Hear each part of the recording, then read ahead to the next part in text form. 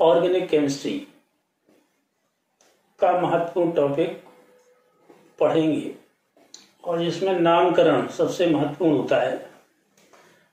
Organic रसायन में जितने भी कार्बनिक पदार्थ होते हैं उनका नाम कैसे याद रखें, इसका बेसिक कंसेप्ट आज समझेंगे।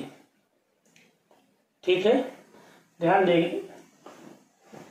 तो रसायन विज्ञान की कार्बनिक रसायन में कार्बनिक पदार्थों के नामकरण की दो पद्धतियां होती हैं।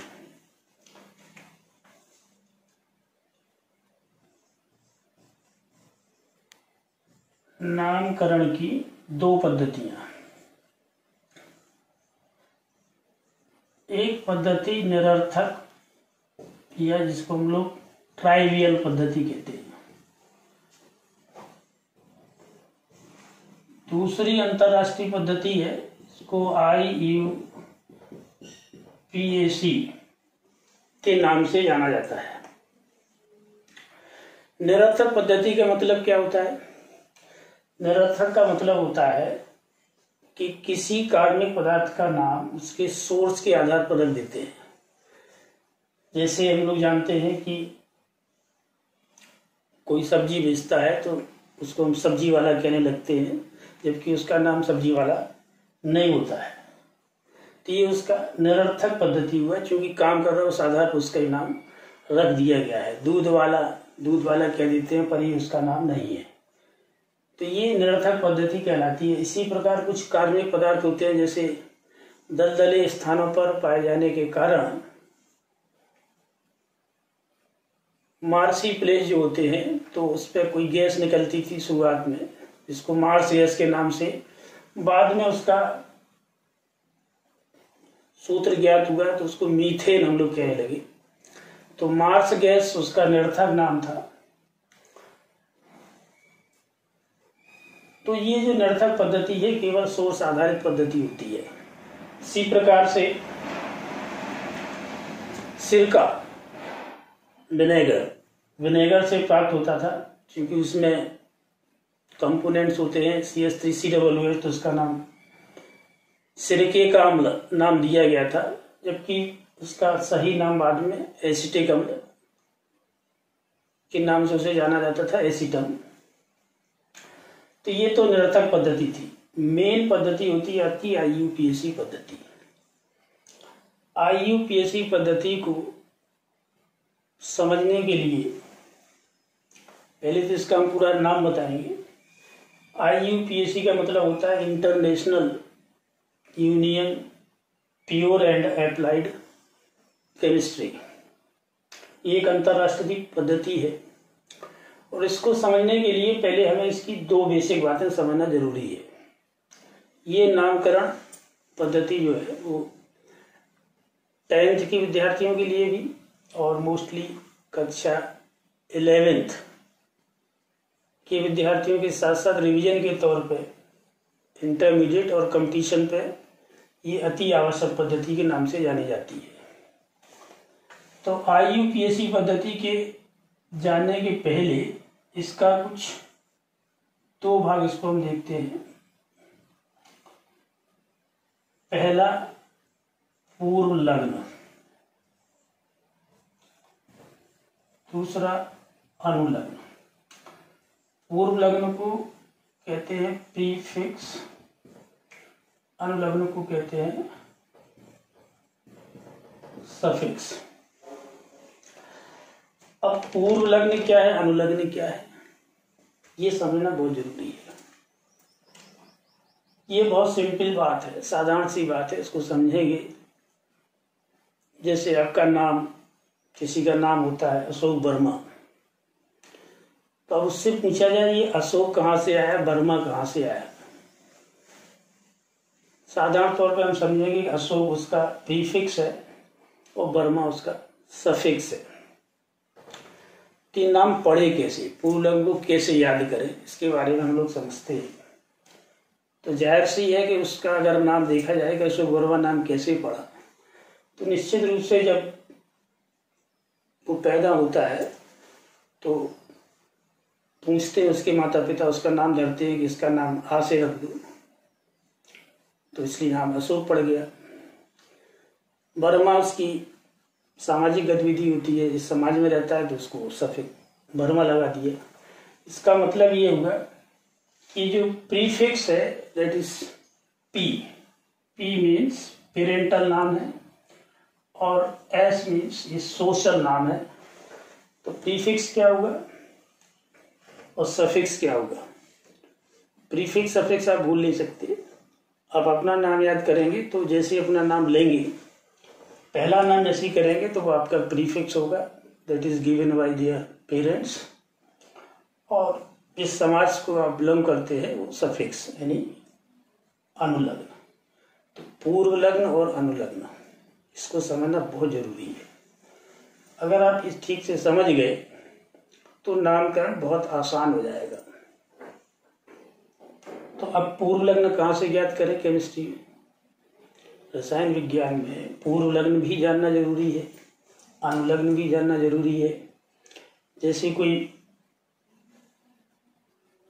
बालक पैदा होता है तो उसके माता पिता पंडित जी से पूछने जाते हैं तो वो केवल उसका पूर्व लग्न बताते हैं। वो काय से देख के बताते हैं, एक पत्रा खोल लेते हैं, उसमें बता देते हैं कि इसका आ से नाम दे दो, तो ये पूर्व लग्न, इसलिए उसको कहा जाता है कि पेरेंट्स ने नाम दिया है, इसलिए इसे पेरेंटल नेम।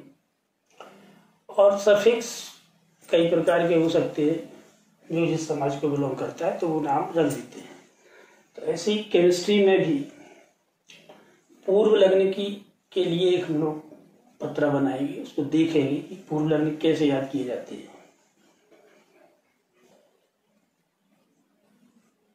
एक कार्बन का प्रीफिक्स होता है मीथ, 2 कार्बन का ईथ, 3 कार्बन का प्रोप, 4 कार्बन के लिए but, 5 carbon pent, 6 carbon hex, 7 carbon hept, 8 carbon oct, 9 carbon non और 10 कार्बन के लिए डैक। ये एक पूर्व लग्न की या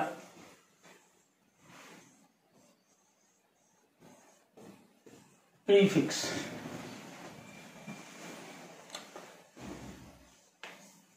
का एक पत्र तैयार कर लिया है। सफिक्स कई प्रकार के होते हैं। सफिक्स के लिए अलग से हम लोग देखेंगे कि क्या सफिक्स का लगाया जाए। तो एक जनरल थोड़ी सी बात देखते हैं। सबसे पहले हम लोग एल्केन पढ़ते हैं।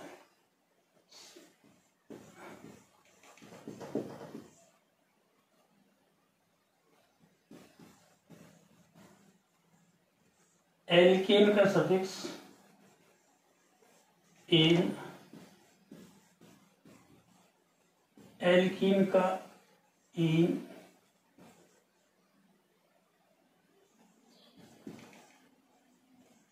और एल्काइन का वाई यानी आयन। एक सिंपल सफिक्स बहुत आएंगे। एक जनरल बात अभी आपको बताई जा रही है कि ये सफिक्स एल्केन का एन, एल्कीन के लिए इन, एल्काइन के लिए आयन। अब समस्या होती है कि एल्केन को पहचाने कैसे। तो एल्केन का साधारण फॉर्मूला होता है जो हम लोग 10th क्लास में सामान्यतः पढ़ते हैं, CnH2n+2। एल्कीन के लिए CnH2n, एल्काइन के लिए CnH2n-2। अब यदि इससे भी नहीं समझ पाते हैं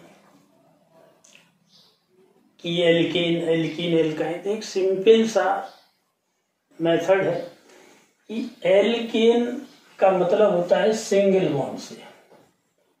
अगर कार्बन कार्बन के बीच में सिंगल बॉन्ड होता है तो एन, एल्केन। अगर डबल बॉन्ड होता है तो इन, और ट्रिपल बॉन्ड होता है तो आयन। एन एल्केन,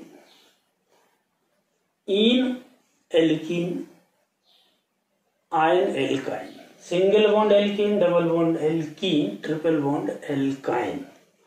ये सफिक्स याद रखना है कि अगर कार्बन कार्बन में एकल बॉन्ड है, सिंगल बॉन्ड है तो हम ए लगाएंगे सफिक्स, डबल बॉन्ड है तो ई लगाएंगे, ट्रिपल बॉन्ड है तो आयन लगाएंगे। संरचना नहीं दी है तो हम इन फॉर्मूलेशन का कंपेरेटिव देख लेंगे कि वो किस फॉर्मूले को बिलोंग कर रहा है। संरचना बनी हुई तो जानकारी लग जाएगी। ये नामकरण हम आपको केवल बेसिक कंसेप्ट समझाने के लिए भी बता रहे हैं, क्योंकि नाम बहुत होते हैं, नाम की कई कैटेगरी होती है, नाम की कई पीढ़ी होती है, तो उस हिसाब से नामकरण बनता चला जाएगा। लेकिन अगर बेसिक कंसेप्ट क्लियर नहीं है तो कार्बनिक रसायन में, ऑर्गेनिक केमिस्ट्री में सबसे ज़्यादा प्रॉब्लम आने लगती है। और वहीं से दिमाग में आता है कि अरे बहुत कठिन है। कठिन बिल्कुल नहीं है, इसको बैठे बैठे आप बढ़िया से समझिए, देखिए वीडियो को और बार बार प्रैक्टिस में डालिए। बिल्कुल सिंपल मेथड है। नामकरण करने के लिए हमने बता दिए प्रीफिक्स कैसे याद करें, सफिक्स कैसे याद करें। तो जब भी पूर्व लग्न अनुलग्न की बात आए तो खुद का नाम स्मरण करें, आ जाएगा। जो आपका पहला नाम है वो प्रीफिक्स होता है, जो आपका सरनेम है वो सफिक्स होता है। कुछ केमिस्ट्री में बेसिक कंसेप्ट अभी शुरुआत किया हमने कि जो प्रीफिक्स अपने लिखे हुए हैं भी हम लोग देख रहे हैं, पूर्व लग्न या ये इसको जिसको हम लोग प्रीफिक्स, थोड़ा ये पेरेंटल नाम होता है, ये हिंदी भी समझना जरूरी है। ये अनुलग्न, ये सोशल नाम होता है। तो रसायन विज्ञान की कोई एकदम सरलतम लहजे में समझे, कक्षा 10 के विद्यार्थियों के लिए भी आवश्यकता पड़ती है। 11th शुरुआत में ये शुरुआत पड़ेगी।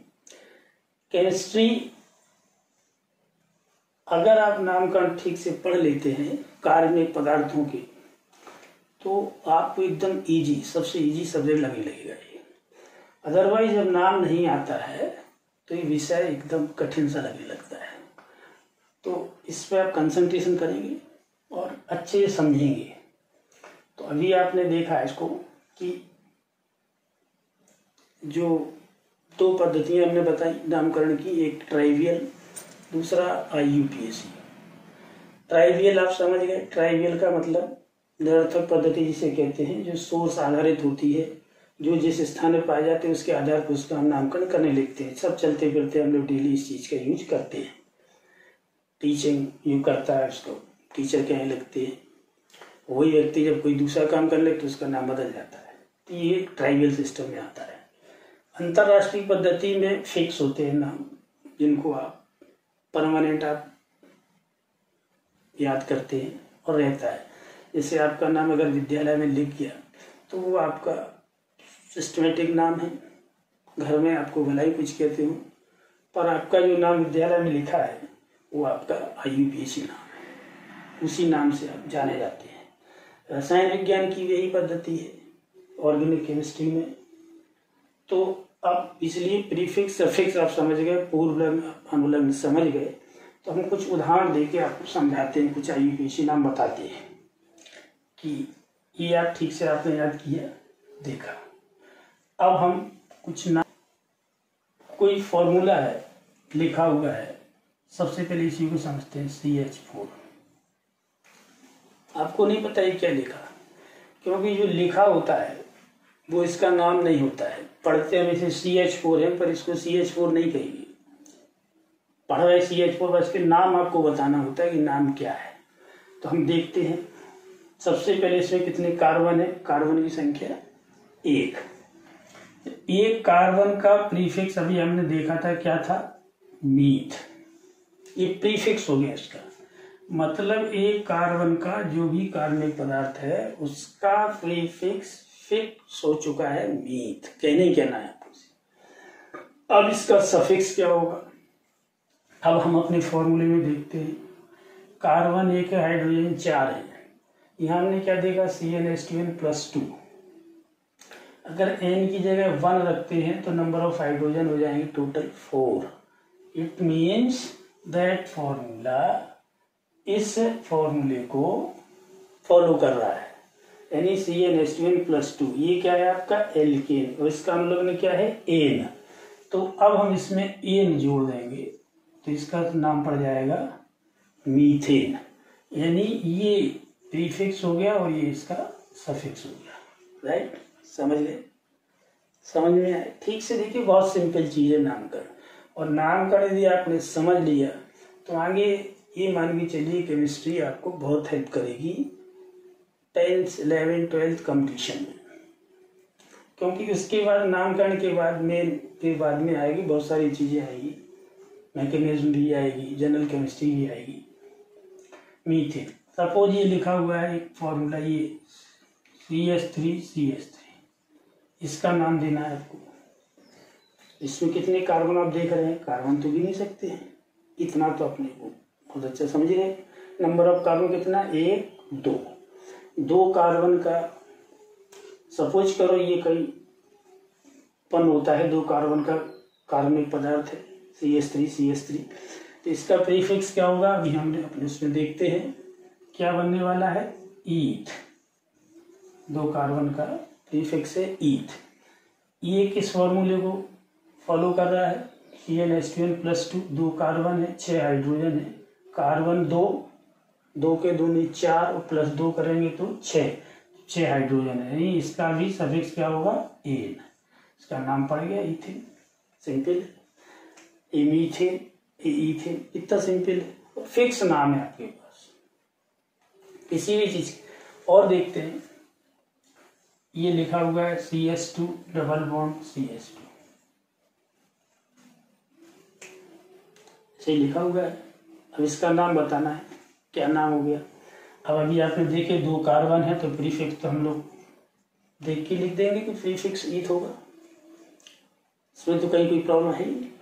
अब इसको देखना, हाइड्रोजन 4 है यानी 2 कम है, सेकंड फॉर्मूला CnH2n से मैच कर रहा है। इसको ये क्या है, एल्कीन। एल्कीन का सफिक्स क्या होता है, इन।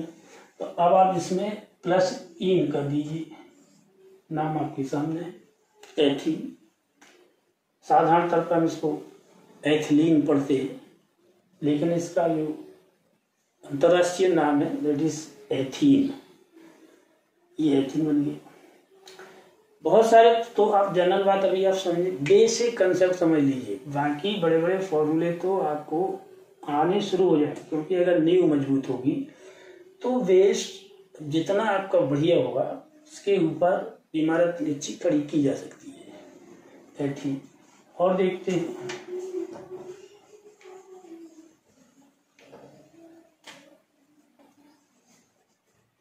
CH triple bond CH, prefix समझ रहे, कितना प्रीफिक्स है, कितने कार्बन है, 2, प्रीफिक्स होगा ईथ।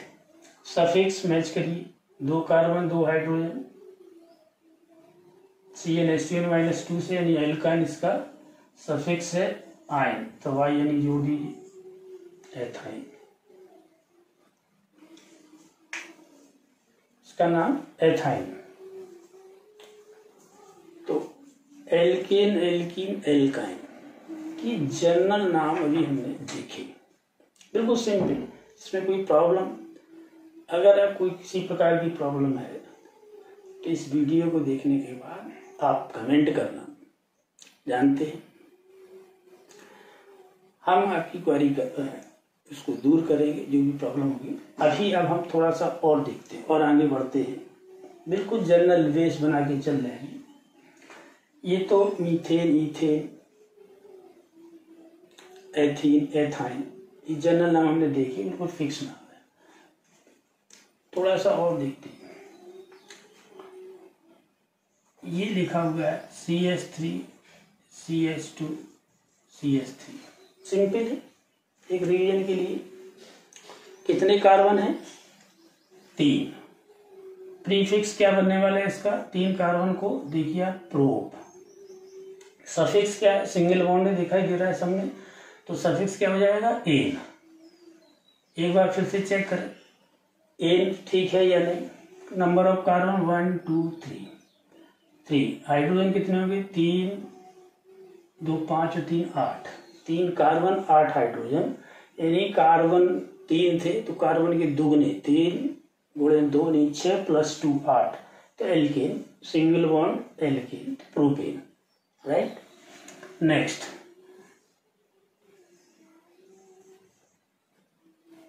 CH2 double bond CH single bond CH3 क्या नाम हो जाएगा प्रीफिक्स क्या होगा प्रीफिक्स तो आपको तुरंत बताना चाहिए।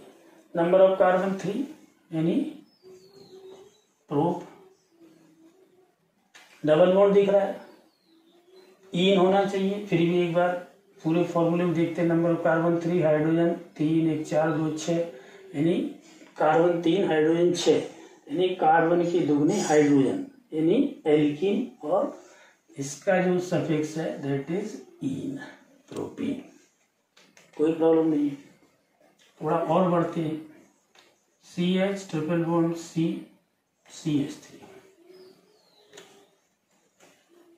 देख रहा है प्रीफिक्स अपना क्या होने वाला है प्रोप ट्रिपल बॉन्ड है समझ गए कि सफिक्स एल्काइन है सफिक्स आयन है। फिर भी एक बार देखिए फॉर्मूले से मिला के number of carbon 3 number of hydrogen 4 यानी 3 C3 H कितने हैं 4 तो C3 3 का गुणा करके 6 में से 2 घटेगी 4 C3H4 यानी ion that is prop ion. यहाँ कोई प्रॉब्लम नहीं होगी। जनरल मेथड समझ पाए कार्बनिक रसायन के नामकरण में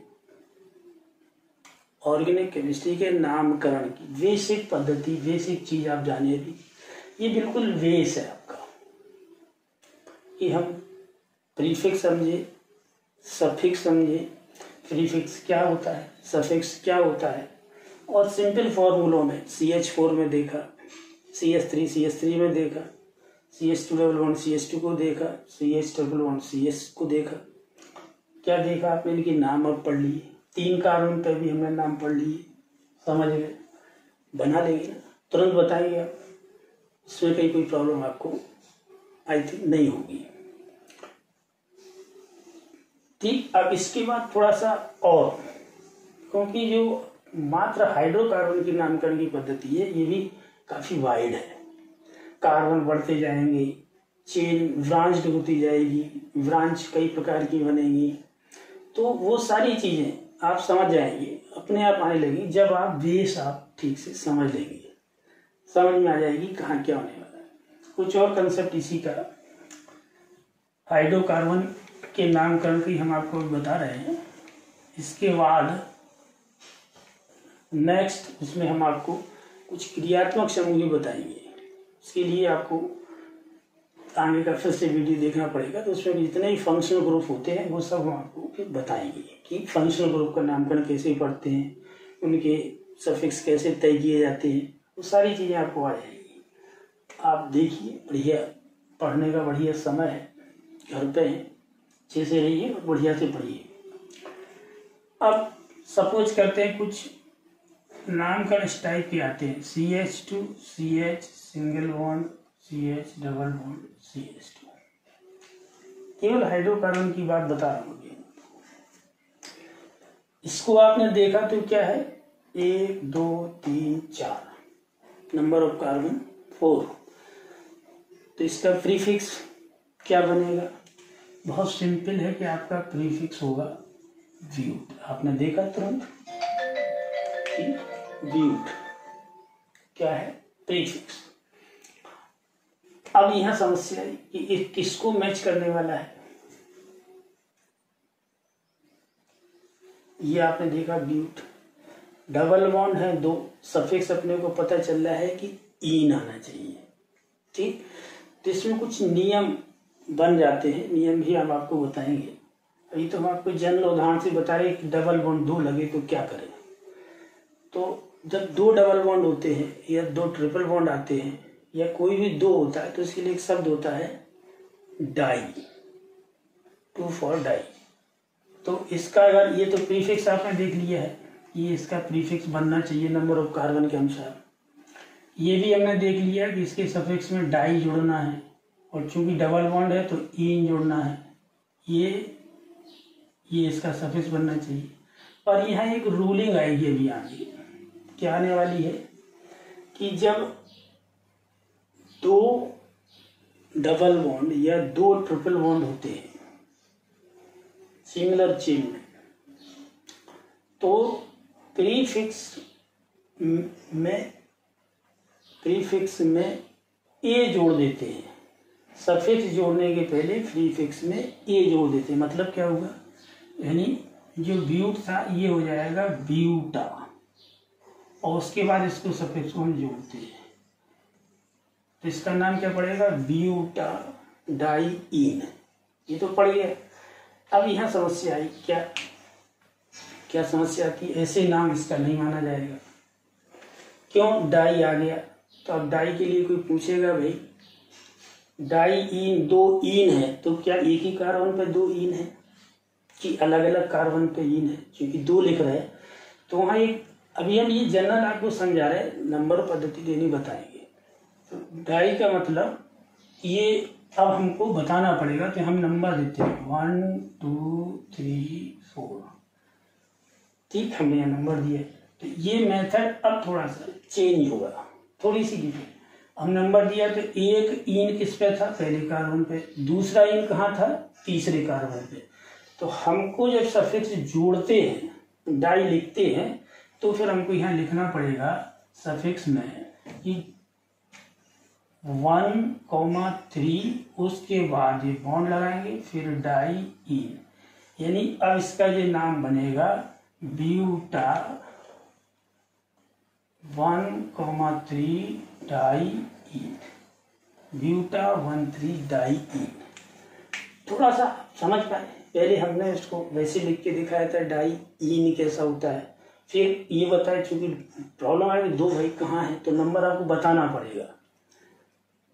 बताते हैं ना कि अगर कोई दो लोग जाए तो किस सीट पे बैठेंगे, सिंगल है तो कोई दिक्कत नहीं, इसमें भी आएगी, ये भी आगे सारे नियम आएंगे इसके रूल्स। तो केवल बेसिक, तो अभी हाइड्रोकार्बन का बेसिक बता रहे थे। अभी हम लॉन्ग चेन और बताएंगे, फिर उसमें नाम नंबरिंग पद्धति कैसे दी जाती है, इसको हम कैसे गिनेंगे, कुछ सारी चीज़ें आपको बताई जाएगी। अभी तो आप बेसिक कुछ कंसेप्ट आप क्लियर हुआ होगा आपको, और इस बेसिक कंसेप्ट के साथ ही हम आपको आगे नामकरण बताएंगे, कैसे नामकरण और होते हैं, सारी चीज़ें आपको क्लियर करेंगे। इसके लिए आप इसको देखते रहिए, वीडियो को पढ़ते रहिए, ठीक। और कहीं कोई प्रॉब्लम है तो फिर आप कमेंट कीजिए।